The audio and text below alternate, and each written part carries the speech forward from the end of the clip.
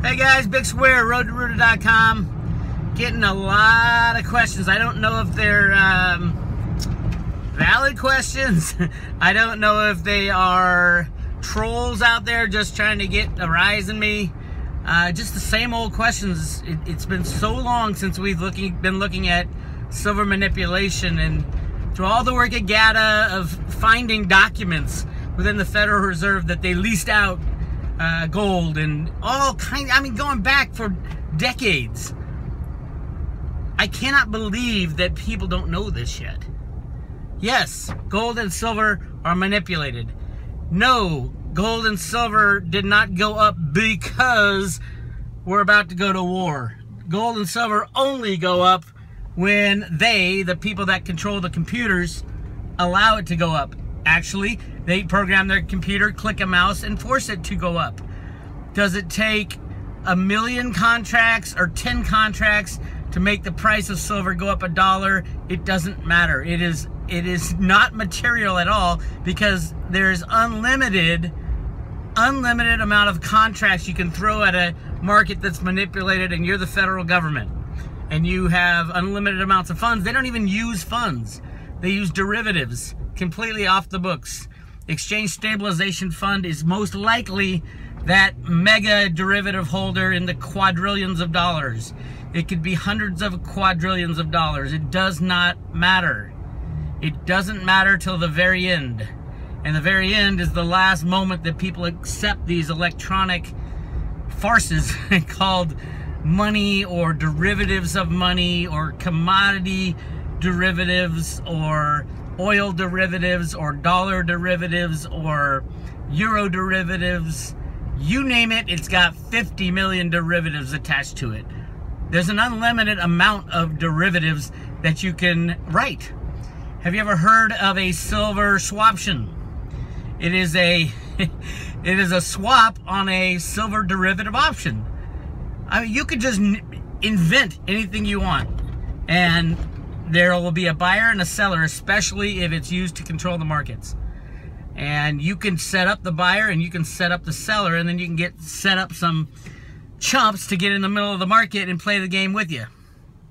And you can fleece them left and right, trading back and forth to each other. The banks are doing it all the time. Read the emails and the instant messages that the silver manipulation that Deutsche Bank was doing with all their friends over in Europe, and you'll get the idea. It is unlimited what they can do. They have free reign to do whatever the hell they want, as long as it's in line with what the politicians want to see happen and the central banks want to see happen.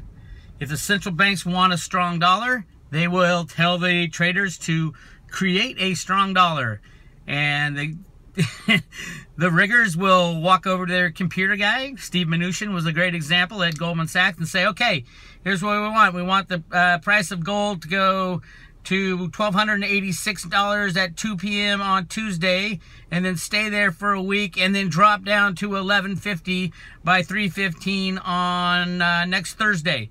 And we're going to say that it is because the dollar got weaker because there was a threat of war that we're going to pump in the media, so that everybody believes that we're in some kind of stress, and that's why the price of gold is going up, down, or sideways. Okay, ready, break. That's the game plan. Of course, it's much easier than what I just said. The amazing thing is, it's probably just one guy, Steve Mnuchin, in the basement of the U.S. Treasury with one computer, and programming in whatever number he wants the markets to be on any day he wants between now and 2099, because you can do that. If you control the computer programs, you control it all. There's no one who could tell you to stop, because just say a big entity, say Warren Buffett says, I'm gonna take these silver riggers out. So Warren Buffett starts buying, he gets up to 100 million ounces of silver, like he did last time, 120 million. And all the Steve Mnuchin has to do is sell 120 million ounces worth of electronics on top of that, and the price doesn't move at all. And then Steve Mnuchin catches wind that Warren Buffett is trying to corner the silver market. They go knocking on Warren Buffett's door and say, we're going to arrest you for rigging of General Re, a reinsurance company that he bought. Criminal activity there. Of course there was. There's criminal activity at every big corporation in America. So basically, it wasn't Mnuchin, but it was a couple guys before him, Hank Paulson most likely, that shut down Warren Buffett's attempt to corner the silver market, the physical silver market, and they shut him down. And they said, either you give us all your 130 million ounces of physical silver, or we're going to sit you to jail for 20 years for the fraud that was going on at General Re.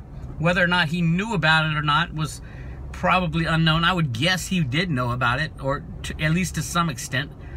It was probably some kind of financial engineering that was questionably legal. But that's what happens. And that's what you're going to get when you play in these games. So yeah, it is amazing to me that I get these emails from people claiming that the silver market is not rigged. It's just an oversupply of physical silver, and all the markets are fair and clean, and there's no big conspiracy, because I've been buying silver for 20 years, and this is just the way markets trade. Oh, it's exhausting sometimes, but that's the life we live. And you're either gonna play their game and watch or participate in the market rigging. A lot of people do. A lot of my friends at GATA said, hey, if you can't beat them, join them. So they play the COT game, the commitment of traders. When the commercials get way long, they go short. Wait, is that it? No, yeah, they basically follow the commitment of traders. It's not rocket science. And if you follow the commitment of traders, the shorter they get, you know they're going to slam it higher and to cover. And the reverse, the longer they get, they're going to slam it lower. And it just goes back and forth, and it's fleecing those that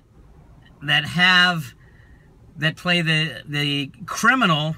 It's not criminal, it's just stupid. The technical charts that I talked about yesterday. Technical charts are a game that the big guys play to fleece those uninformed or unclued in to how the game works and why it works and the timing. You know, they're not on the email. They didn't get the instant message of what time of the day that silver was going to be slammed or silver was going to be shot through the roof.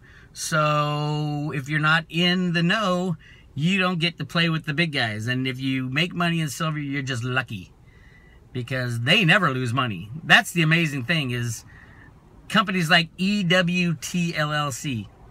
EWT LLC is a company I discovered a long time ago.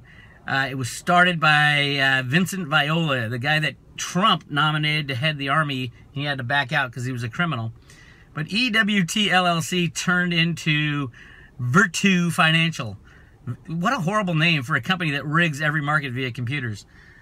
They didn't have a loss for, I think it was 3 years. How do you do anything without losing once in 3 years?